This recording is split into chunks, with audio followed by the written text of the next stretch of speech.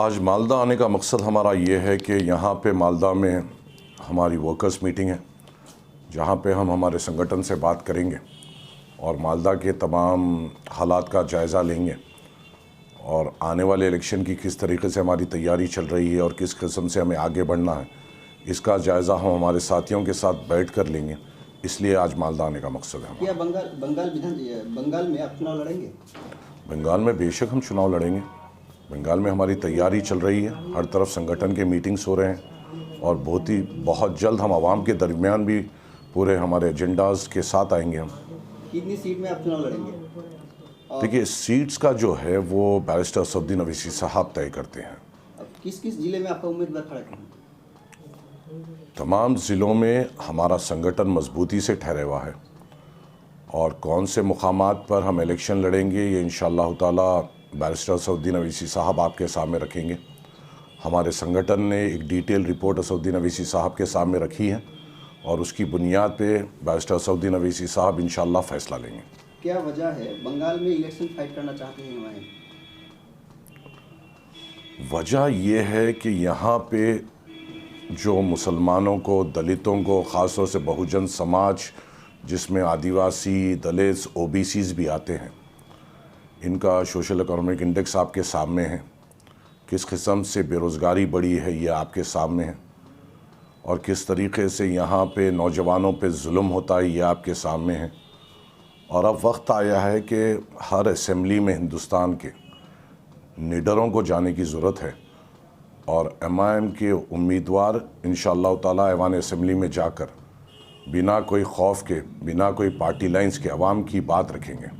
देखिए, बहुत से पार्टी से हमारी बात चल रही है और जो फ्रंट अनाउंस होगा वो इंशाअल्लाह ताला अब्बास सिद्दीकी साहब आपके सामने रखेंगे, क्योंकि बैरिस्टर असदुद्दीन अवैसी साहब ने अब्बास सिद्दीकी साहब को इस चीज़ की ज़िम्मेदारी दी है और ये कहा है कि कौन से पार्टीज़ फ्रंट में होंगे और फ्रंट का क्या एजेंडा रहेगा वो अब्बास सिद्दीकी साहब डिसाइड करेंगे और इंशाअल्लाह वो जो डिसाइड करेंगे हम उनके साथ रहेंगे।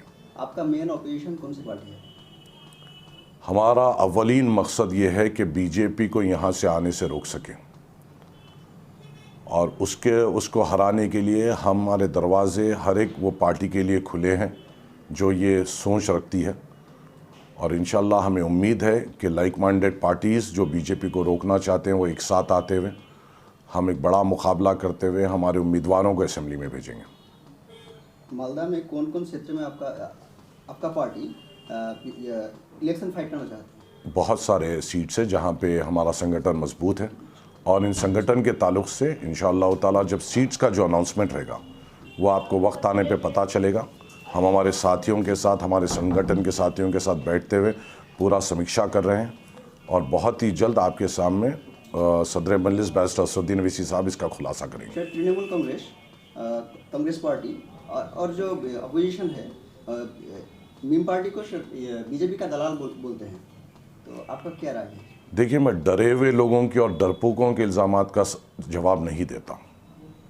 इनको डर है कि अगर एमआईएम के बेखौफ एमएलएज़ उस असेंबली में चले जाएंगे तो ये लोग अभी तक जो मुस्लिम्स, दलित्स और आदिवासीज़ को ये सोचते थे कि इनका वोट तो हमारा ग़ुलाम है और किसी भी कीमत पे ये हमें दे देंगे, और मजलिस जब बेखौफ तौर से इनके मुद्दे उठाएगी, जब अवाम को भी एहसास होगा कि ये क्यों मजलिस से डर रहे हैं।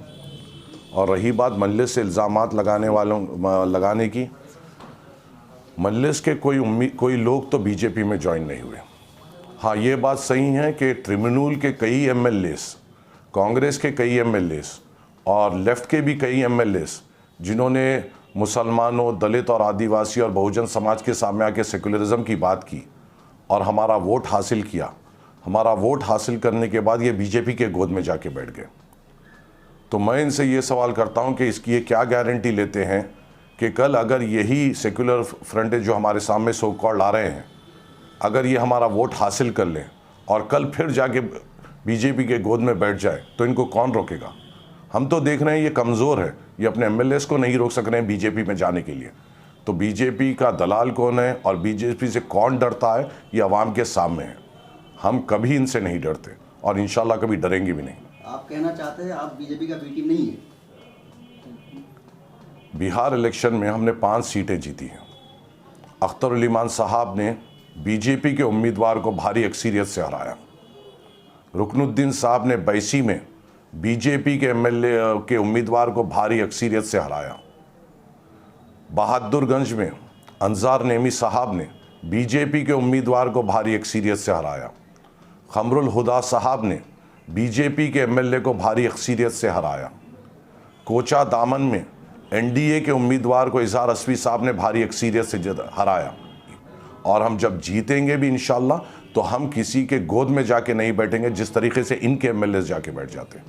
वैसे साहब बंगाल में कब आएंगे? हवेली साहब बंगाल में आ चुके हैं। उनके तमाम लोग, उनके तमाम साथी बंगाल में काम कर रहे हैं। फर्स्ट रैली कब करेंगे? बहुत जल्द आपको इसकी न्यूज़ मिलेगी। और जब अवैसी साहब आएंगे आप खुद देखेंगे कि पब्लिक का सपोर्ट किस तरीके से बाहर आ गया है उनके लिए। आप बंगाल में पिछले कई दिनों से आ चुके हैं, तो आपका माहौल कैसा लगा बंगाल? बहुत मजबूत हमारा संगठन है और इंशाअल्लाह ताला हमें अल्लाह की इजाज़त से पूरी उम्मीद है कि हम मेहनत करेंगे और इंशाअल्लाह अल्लाह उसमें कामयाबी अता फरमाएगा।